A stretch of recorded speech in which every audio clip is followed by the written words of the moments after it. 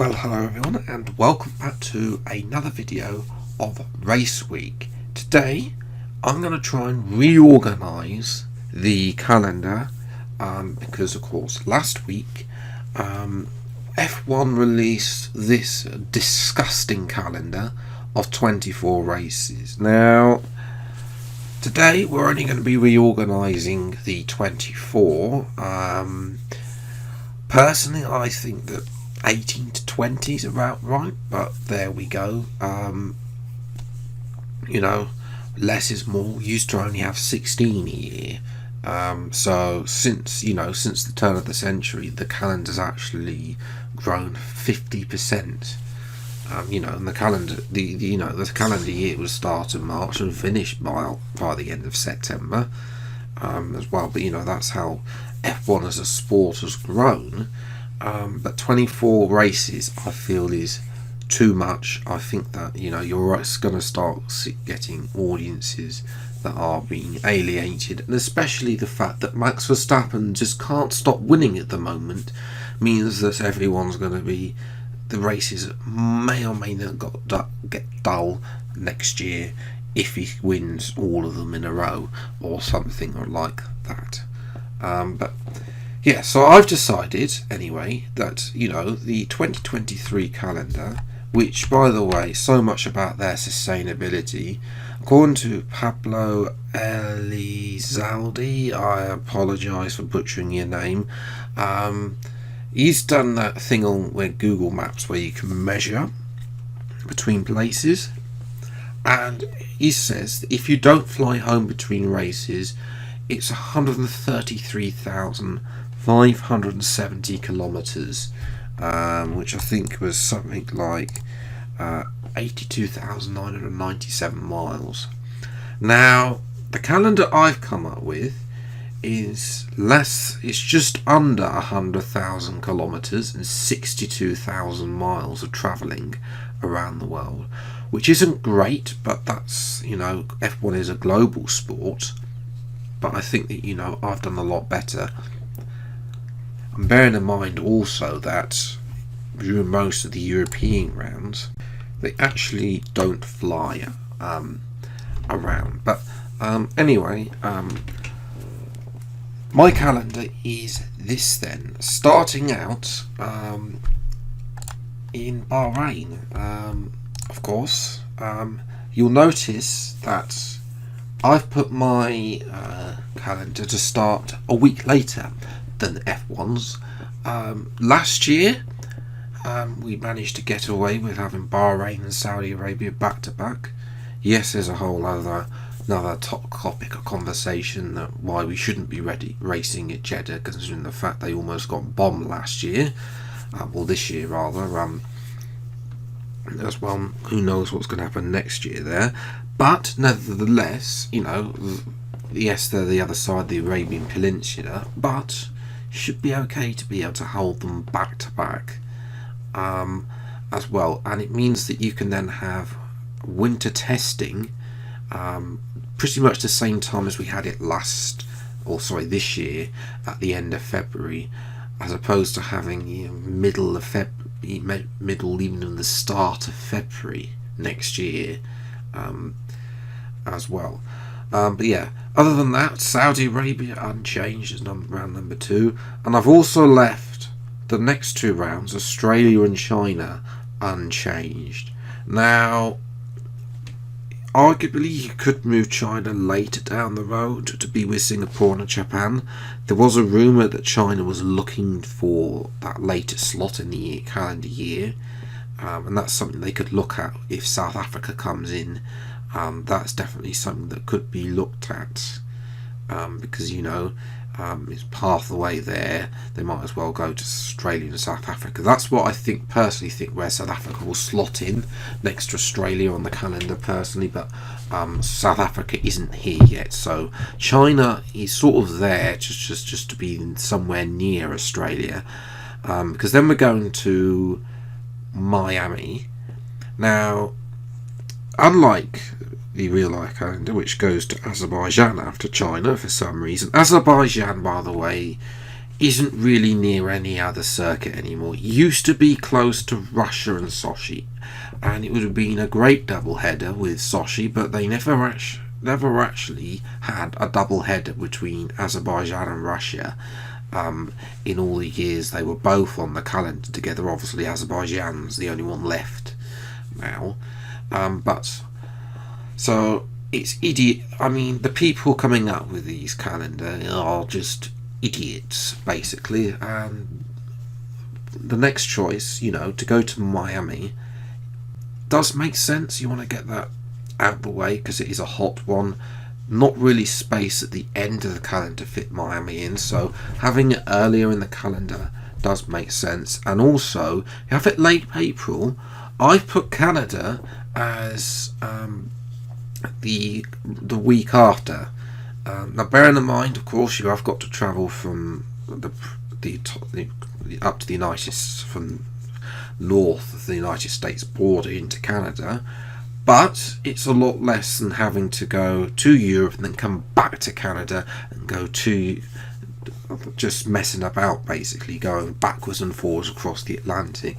This way, you've got that bit out of the way. Yes, I know I'll come back to Azerbaijan shortly, where I've placed it, but at least you're only going one way across the Atlantic as opposed to both having to do that round trip like they're doing in real life. So that's why I put Canada and Miami back to back. It was rumoured they were going to be back to back anyway, and May should be okay for Canada's, fingers crossed, okay for Montreal's weather, although some Canadians are probably going to rant now in the comments below, and please do tell me if I'm wrong about that.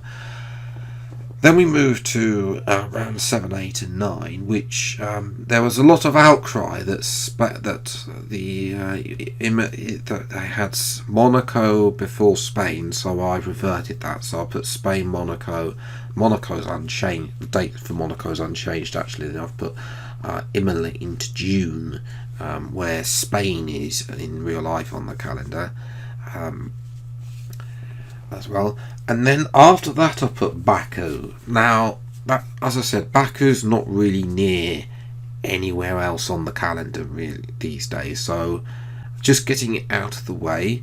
And also there's sort of this gap on the calendar between Imola and then the next portion of the European leg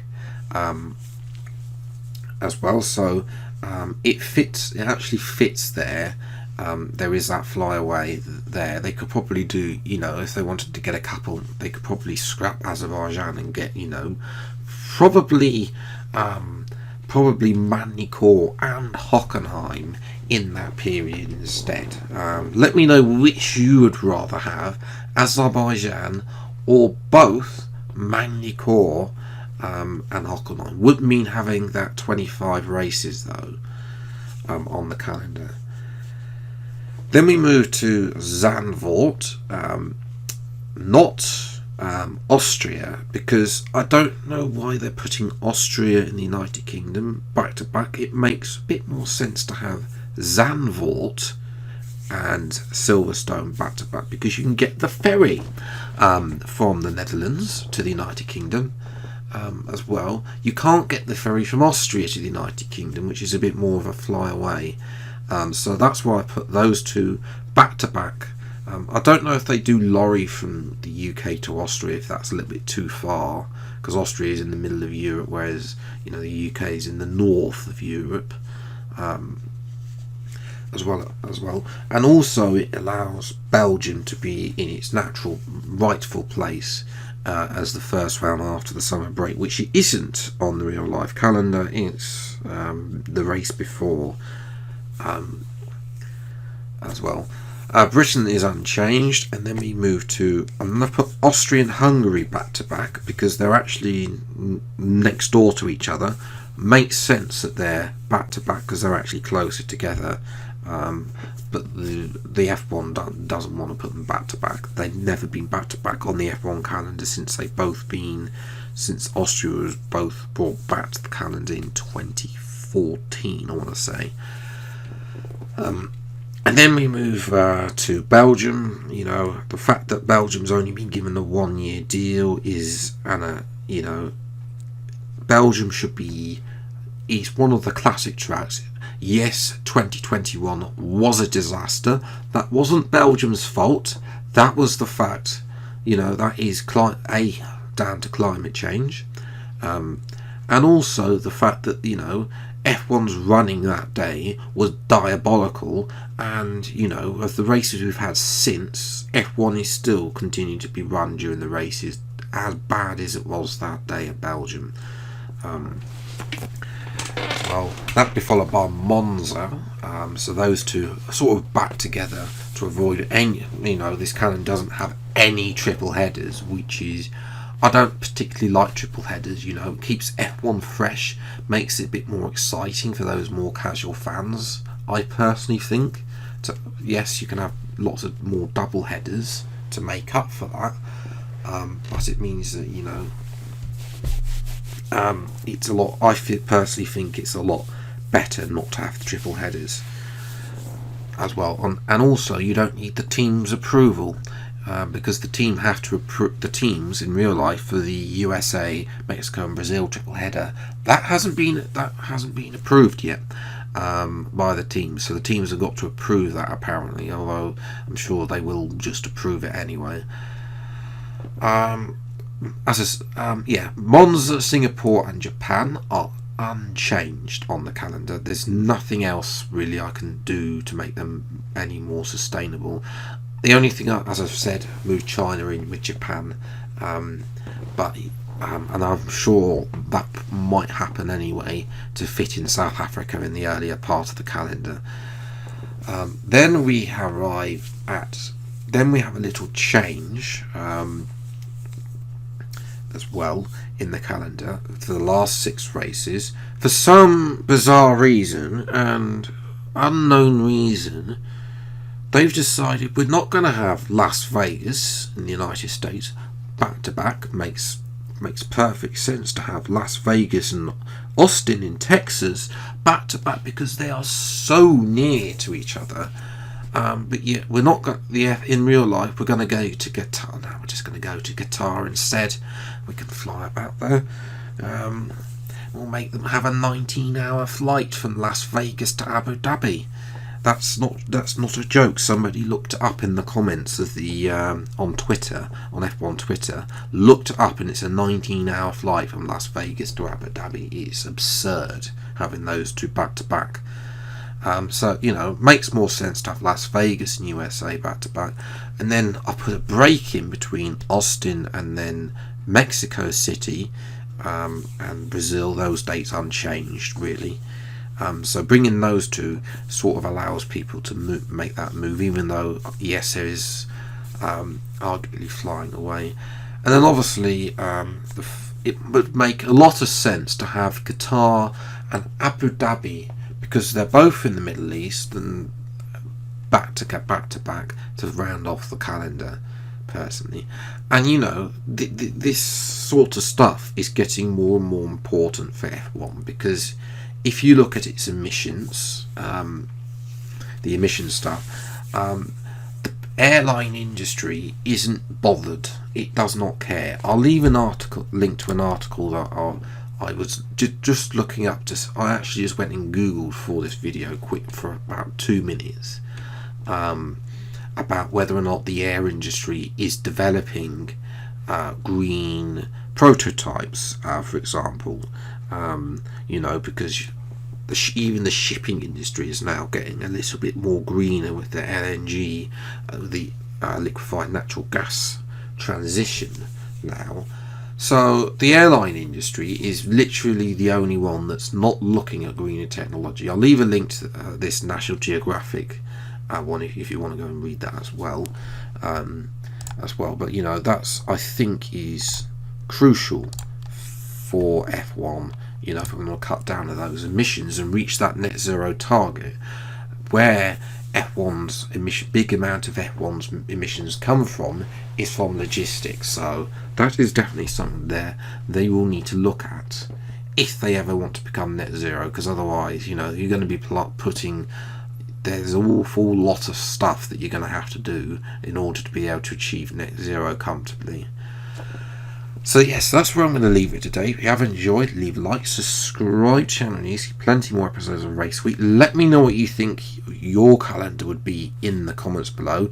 If you're new around here, then please do get subscribed. And until the next video then, I'll see you next time. Take care, thanks so much for watching, enjoy your day, and goodbye.